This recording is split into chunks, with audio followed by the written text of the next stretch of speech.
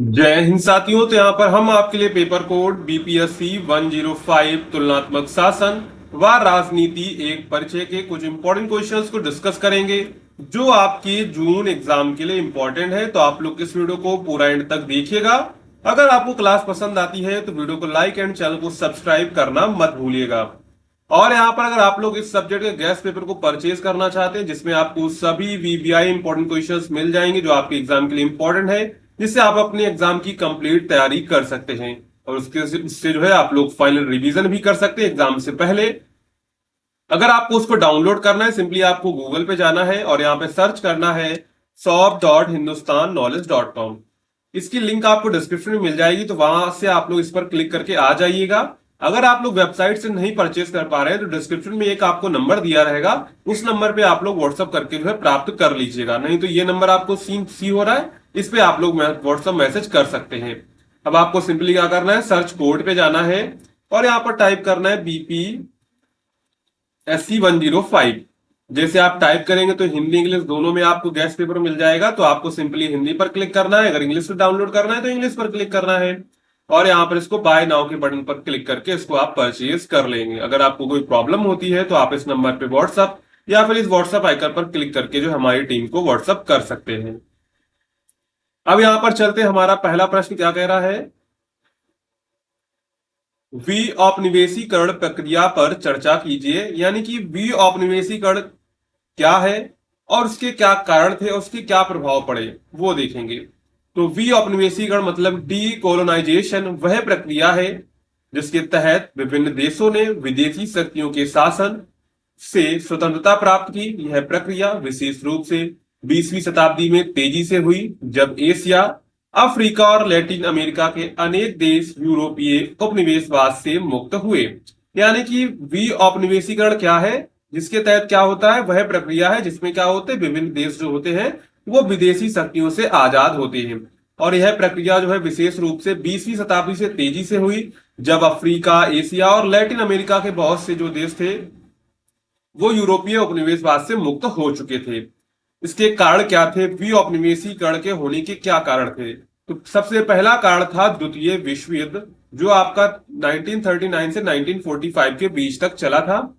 के बाद यूरोपीय देशों की आर्थिक और सैन्य शक्ति कमजोर हो गई, क्योंकि आर्थिक रूप से कमजोर हो जाता, कोई भी देश अगर युद्ध लड़ेगा तो आर्थिक रूप से वो कमजोर हो ही जाएगा, क्योंकि उसका बहुत ज्यादा उसमें पैसा खर्च होता है। और उसकी जो सैन्य शक्ति थी वो भी कमजोर हो गई। इससे हुआ क्या, इससे जो वो लोग थे ना, उपनिवेशों पर नियंत्रण बनाए रखने के लिए उनके पास जो है मुश्किल हो रहा था, क्योंकि उनके पास उतना पैसा भी नहीं था और उनकी जो उतनी सैन्य शक्ति भी नहीं थी कि वो लोग जो है उपनिवेशों पर नियंत्रण रख सके। इसके बाद राष्ट्रीयता की भावना का विकास हुआ और लोगों ने स्वतंत्रता की मांग जोर शोर से उठाई। तो यहाँ पर क्या हुआ, लोगों में राष्ट्रीय की भावना भी उठी, जिससे क्या हुआ, जिससे लोगों ने आजादी की मांग उठाई।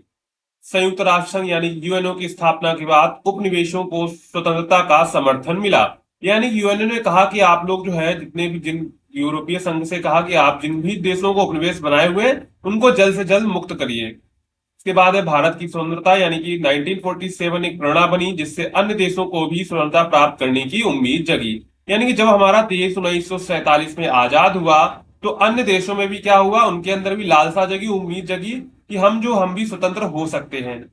स्थानीय आंदोलनों और संघर्षों ने उपनिवेशवाद शक्तियों को पीछे हटने पर मजबूर कर दिया। तो ये सब कारण थे जिसके कारण जो है वी औपनिवेशीकरण हुआ। अब यहाँ पर देखते इसकी प्रक्रिया क्या थी। तो वी औपनिवेशीकरण की प्रक्रिया हर देश में अलग अलग रही। कुछ देशों ने शांतिपूर्वक जो है आजादी प्राप्त की, जबकि कई देशों में हिंसक संघर्ष हुए। जैसे भारत, श्रीलंका और घाना जैसे देशों ने अपेक्षाकृत जो है शांतिपूर्ण तरीके से आजादी प्राप्त कर ली थी। वहीं दूसरी ओर अल्जीरिया और केन्या जैसे देशों को अपनी स्वतंत्रता के लिए लंबा संघर्ष करना पड़ा था। कई देशों को स्वतंत्रता तो मिली, लेकिन उनके आंतरिक मामले यानी कि इंटरनल मैटर्स में भी अभी भी पूर्व उपनिवेशवादी शक्तियों का प्रभाव बना रहा, जिसे नव उपनिवेशवाद कहा गया। तो यहाँ पर नव जो उपनिवेशवाद है यानी कि न्यू कॉलोनिज्म है, यहाँ पर क्या है, इसका मतलब ये है कि यानी कि जो जो पहले उपनिवेशवाद थे, जो देश उपनिवेशवाद के शिकार थे, उसमें क्या है, उसमें जो है अब भी इंटरनल मामलों में यानी कि आंतरिक मामलों जो है उपनिवेशवाद की शक्तियों का प्रभाव देखने को मिलता है। यानी कि अभी भी जो है उसमें जो है वो जो है इंटरनल मैटर में जो है अफेयर कर सकते हैं। इसके बाद यहाँ पर महत्वपूर्ण घटनाएं देखते हैं। तो इसमें हुआ क्या, भारत स्वतंत्र हुआ, इंडोनेशिया का डच शासन से मुक्त होना 1949 में, अफ्रीका देशों की आजादी का सिलसिला 1950 से 1970 तक थे, सभी देश अफ्रीका के लगभग आजाद हो चुके थे। अल्जीरिया का फ्रांस से स्वतंत्र होना 1962, जिम्बाब्वे की स्वतंत्रता 1982। तो उपनिवेश द्वी औपनिवेशीकरण में हुआ क्या, ये सारे देश जो आजाद हुए थे। जैसे नमीबिया का स्वतंत्र होना 1990, ये में आजाद हो गया था, और हांगकांग का चीन से लौटना 1997। अब यहाँ पर देखेंगे वी औपनिवेशीकरण के परिणाम क्या हुए। नए राष्ट्रों का जन्म हुआ, मतलब कि नए देशों का जन्म हुआ, उन्हें अपनी राजनीतिक, आर्थिक और सामाजिक व्यवस्था बनानी पड़ी। आंतरिक संघर्ष और गृह युद्ध की स्थितियां भी कई देशों में उत्पन्न हुई, क्योंकि उस समय इतना पैसा और भुखमरी और बेरोजगारी बहुत उस समय चरम पर थी। शीत युद्ध के दौरान स्वतंत्र देश अमेरिका और सोवियत संघ के प्रभाव में आने लगे। कुछ देशों में लोकतंत्र स्थापित हुआ, जबकि कुछ देशों में सैन्य तानाशाही या राजशाही रही। इसके बाद यहाँ पर हम लोग फाइनल निष्कर्ष लिखेंगे और अपना आंसर समाप्त करेंगे। तो जब भी आप लोग फाइनल लिखें तो ऊपर जो भी आपने पढ़ा है उससे आपको दो दो लाइन उठा के इसमें लिख देनी और आपका निष्कर्ष तैयार हो जाएगा। तो वी औपनिवेशीकरण 20वीं शताब्दी की एक ऐतिहासिक प्रक्रिया थी, जिसने वैश्विक राजनीति और समाज को गहराई से प्रभावित किया। इसने उपनिवेशों को स्वतंत्रता दी, लेकिन साथ ही उन्हें नई चुनौतियों और जिम्मेदारियों को भी सामना करना पड़ा। आज भी कई देश अपने उपनिवेशीवाद अतीत के प्रभाव से उभरने की कोशिश कर रहे हैं। यह प्रक्रिया न केवल स्वतंत्रता की कहानी है, बल्कि आत्मनिर्भरता और पहचान की खोज की भी है। यहाँ पर हुआ क्या, आज भी जो कई देश हैं वो अपने उपनिवेशीवाद जो है, उपनिवेशवाद अतीत के प्रभाव में उभरने की जो है कोशिश कर रहे हैं। यहाँ पर ये केवल स्वतंत्रता की कहानी नहीं, बल्कि आत्मनिर्भरता, क्योंकि जब आप स्वतंत्र हुए तो आपको आत्मनिर्भर भी बनना पड़ेगा और अपनी पहचान जो है खुद भी बनानी पड़ेगी। यहाँ पर हमने एक क्वेश्चन डिस्कस कर लिया है। अगर आपको ये क्वेश्चन पसंद आया हो, समझ में आया हो, तो वीडियो को लाइक आप लोग जरूर कर दीजिएगा और अपने दोस्तों में जरूर शेयर करिएगा। अब यहाँ पर दूसरा प्रश्न है, चीन की राजनीतिक व्यवस्था में कम्युनिस्ट पार्टी के कार्य और उसकी भूमिका का वर्णन कीजिए। यानी कि चीन की राजनीति यानी कि पॉलिटिकल स्ट्रक्चर में जो है कम्युनिस्ट पार्टी के क्या कार्य रहे और उसकी क्या भूमिका थी, उसको यहाँ पर हम लोग देखेंगे। तो चीन की राजनीतिक व्यवस्था में चाइनीज कम्युनिस्ट पार्टी यानी कि सीसीपी का मुख्य और सबसे प्रभावशाली स्थान है। यह पार्टी 1949 में सत्ता में है और चीन को जनवादी गणराज्य चीन यानी कि पीपुल्स रिपब्लिक ऑफ चाइना बनाने में इसकी केंद्रीय भूमिका रही है। चीन की पूरी राजनीति, नीति निर्माण और प्रशासन इसी पार्टी के नियंत्रण में रहता है। अब यहाँ पर देखते हैं कम्युनिस्ट पार्टी के कार्य क्या रहे। शासन का नेतृत्व करना, यानी कि सीसीपी चीन की इकलौती सत्तारूढ़ पार्टी है। दूसरे राजनीतिक दलों का अस्तित्व तो है, लेकिन वे स्वतंत्र नहीं है, सीसीपी के अधीन में ही काम करते हैं। यानी कि यहाँ पर जो पार्टी है सिर्फ एक ही सीसीपी पार्टी, और जो पार्टियां हैं वो इन्हीं के अधीन काम करती हैं।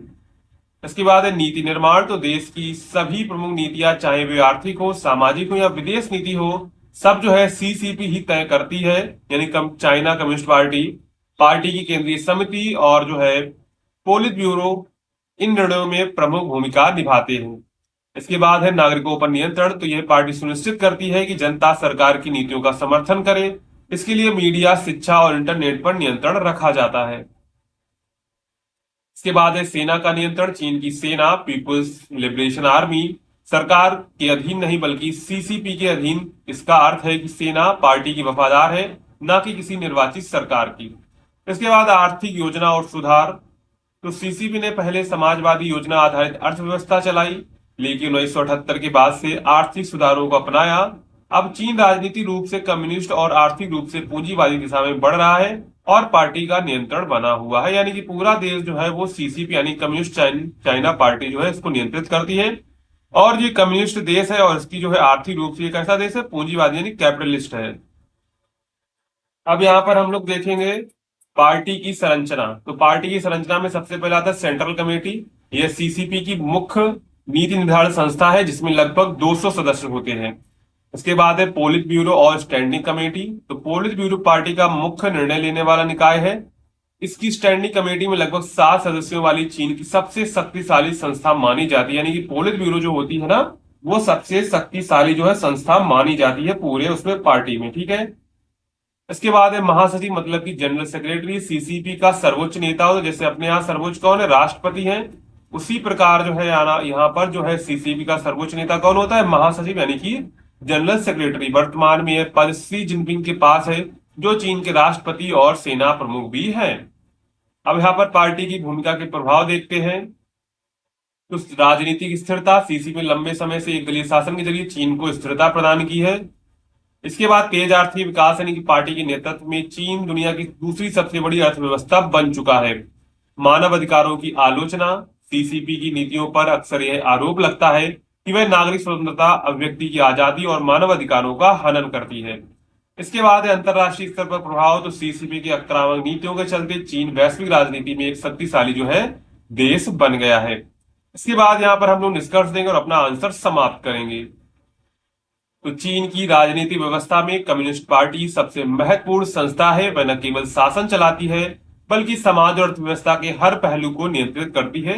यानी कि जो पूरा चाइना है वो सीसीपी के अंडर में ही काम करता है, पूरा जो है उसी के कंट्रोल में रहता है पूरा चाइना।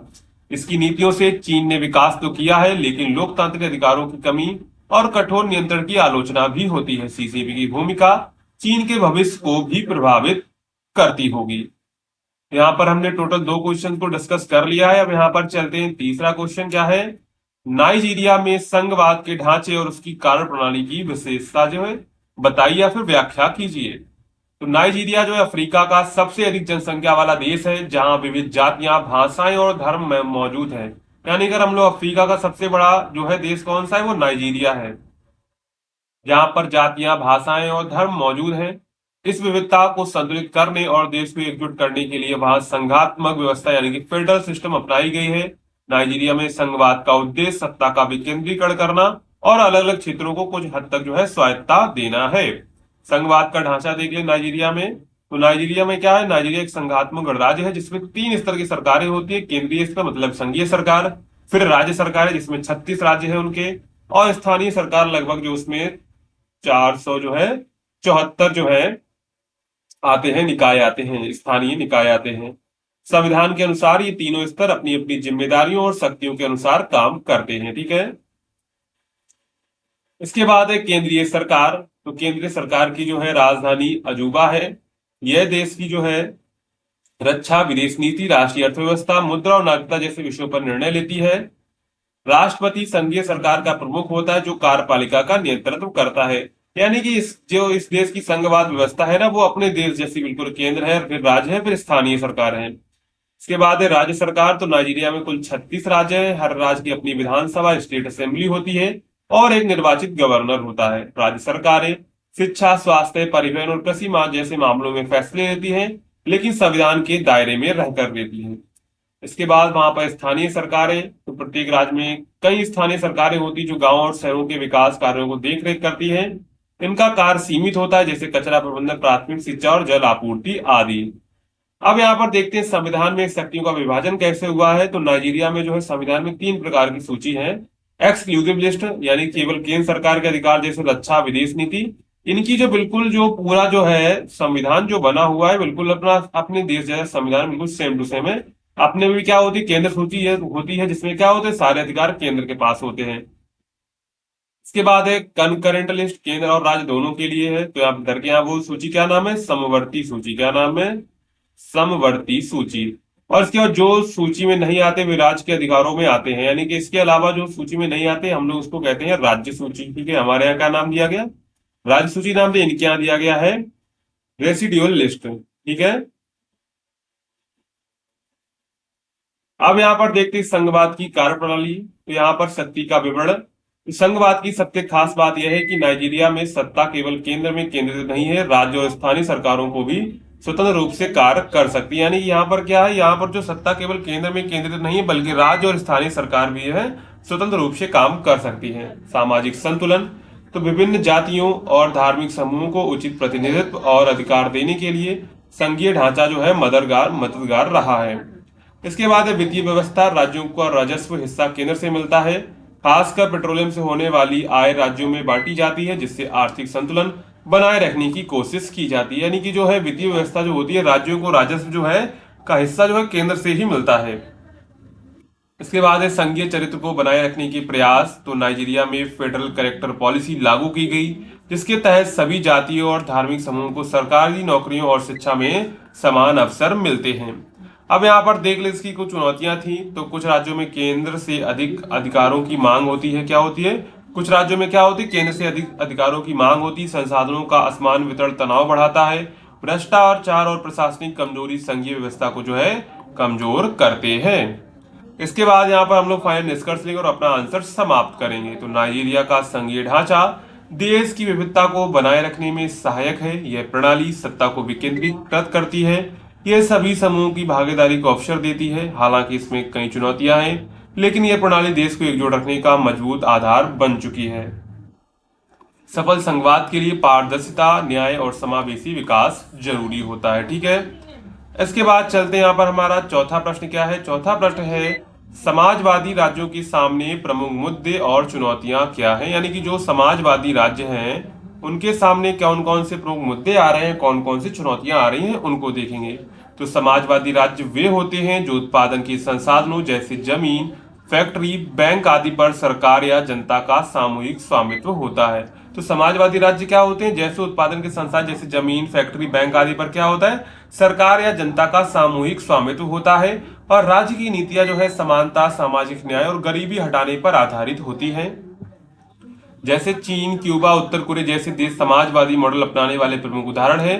हालांकि समाजवाद का उद्देश्य एक न्यायपूर्ण समाज बनाना है, लेकिन व्यवहार में समाजवादी देशों को कई महत्वपूर्ण समस्याओं और चुनौतियों का सामना करना पड़ता है। देखिए, कोई भी जो देश है पूरा समाजवादी नहीं बन सकता है। ठीक है, तो उसमें उसको जो है कुछ महत्वपूर्ण समस्याएं झेलने को पड़ती हैं और चुनौतियां भी उसके सामने आती हैं। तो सबसे पहला होता है आर्थिक विकास की धीमी गति। यानी कि समाजवादी राज्य अक्सर केंद्रीकृत योजना प्रणाली अपनाते हैं, जिसमें सरकार हर क्षेत्र की योजना खुद बनाती है। इससे निर्णय लेने में समय लगता है और निजी उद्यमों की भूमिका सीमित हो जाती है, जिससे आर्थिक विकास धीमी हो सकता है।